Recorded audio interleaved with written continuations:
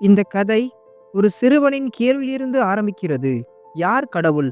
இந்த எளிய கேள்வி மனிதர்களின் வாழ்க்கையை, நம்பிக்கைகளை, சுயநலத்தை, தியாகத்தை மற்றும் மனித தன்மையை மெதுவாக உரித்து காட்டுகிறது. இந்த கதையில் கோவில் இருக்கிறது, பள்ளிவாசல் இருக்கிறது, தேவாலயம் இருக்கிறது. ஆனால் கடவுள் யார் என்ற கேள்விக்கு பதில் எங்கும் தெளிவாக இல்லை. இறுதியில் கடவுள் வானத்தில் இல்லை, கல்லில் இல்லை, சிலையிலும் இல்லை, மனிதனுக்குள் தான் இருக்கிறார் என்பதை இந்த கதை ஆழமாக உணர வைக்கும் என்று நம்புகிறோம். வணக்கம் நண்பா, உங்களுடன் பேசிக்கொண்டிருப்பது ஏஜே ஹாட்சிங். மழை பெய்து கொண்டிருந்த ஒரு மாலை. சின்ன ஊர். அந்த ஊரில் இருந்த பழைய பேருந்து நிலையம். பேருந்து நிலையத்தின் ஓரத்தில் ஒரு சிறிய கடை. கடையின் முன்னால் நின்று கொண்டிருந்தான் 6ஆம் வகுப்பு படிக்கும் சிறுவன் கார்த்திக். கையில் ஒரு பழைய புத்தகம், முகத்தில் ஒரு குழப்பம். அவன் தந்தை ராமசாமி தினக்கூலி தொழிலாளி, அம்மா செல்வி வீடு வீடாக வேலை செய்து குடும்பத்தை நடத்துபவள். அன்று பள்ளியில் ஆசிரியர் கேட்ட யார் கடவுள் என்ற கேள்வி அவன் மனதை விட்டு போகவே இல்லை. வீட்டுக்கு வந்ததும் அவன் தாயிடம் கேட்டான், அம்மா, கடவுள் யார்? கடவுள் எல்லாம் மேலே இருக்காங்க கண்ணா என்று அம்மா சிரித்தபடி சொன்னார். மேலன எவ்வளவு மேலே என்று கார்த்திக் கேட்டான். செல்விக்கு பதில் தெரியவில்லை. அவள் அமைதியாக இருந்தாள். அடுத்த நாள் ஞாயிற்றுக்கிழமை அப்பா கார்த்தியை கூட்டிக் கொண்டு கோவிலுக்கு சென்றார். அழகான கோவில். மணி ஒலிகள், மந்திரங்கள், புகை, வாசனை என இருந்தன. கார்த்திக் சிலையை பார்த்தான். கல்லில் செதுக்கிய முகம், கண் மூடிய நிலை. அவன் மெதுவாக கேட்டான், இவர்தான் கடவுளா? அப்பா தலையாட்டினார். ஆனால் இவர் கல்லாக இருக்கிறார். பேசவில்லை, நடக்கவில்லை, அளவில்லை. அப்படியானால் அவர் எப்படி எல்லோரையும் காப்பாற்றுவார் என்ற அவன் மனதில் கேள்வி எழுந்தது. பூசாரி அர்ச்சனை செய்தார். காசு போட்டால்தான் அர்ச்சனை. பணம் இல்லாதவர்களுக்கு பார்வை கூட இல்லை. அந்த நாள் கார்த்திக்கு கோவிலில் கடவுள் யார் என்ற கேள்விக்கான பதில் கிடைக்கவில்லை.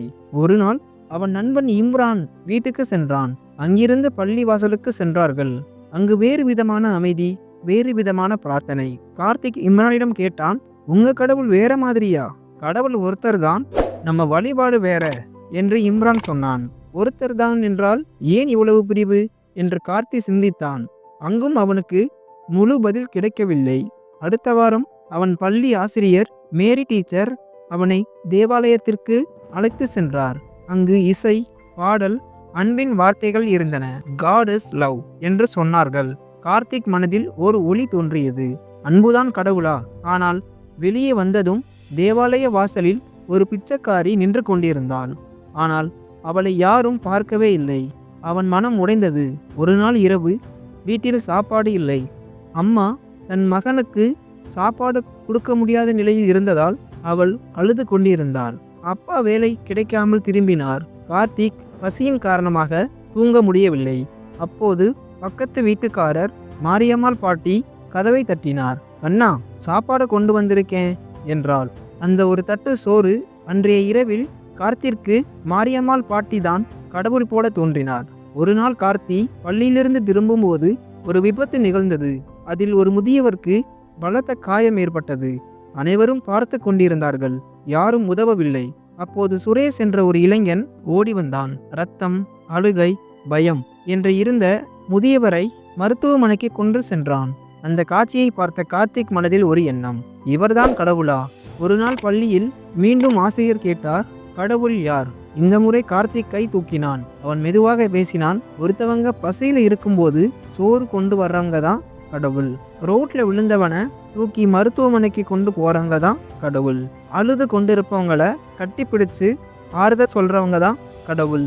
கடவுள் கோவிலில் இல்லை, கல்லிலும் இல்லை, மனிதனுக்குள் தான் கடவுள் இருக்கிறார் என்றான். முழு வகுப்பும் அமைதியாகியது. ஆசிரியர் கண்களில் கண்ணீர் வந்தது. கார்த்திக் இப்போது பெரியவனானான். அவன் இப்போது ஒரு சமூக சேவகர். அவன் ஒரு இடத்தில் எழுதி வைத்திருந்தான், கடவுளை தேடாதீர்கள், மனிதராக மாறுங்கள், மனிதன் ஆன நாளே நீங்கள் கடவுள் என்று. இத்துடன் இந்த கதை முடிவடைகிறது. நீங்க உங்க வாழ்க்கையில கடவுளை உணர்ந்த தருணத்தை மறக்காம கமெண்ட்ல சொல்லுங்க. வீடியோ உங்களுக்கு பிடிச்சிருந்தா லைக், ஷேர், சப்ஸ்கிரைப் பண்ணுங்க. நன்றி, வணக்கம்.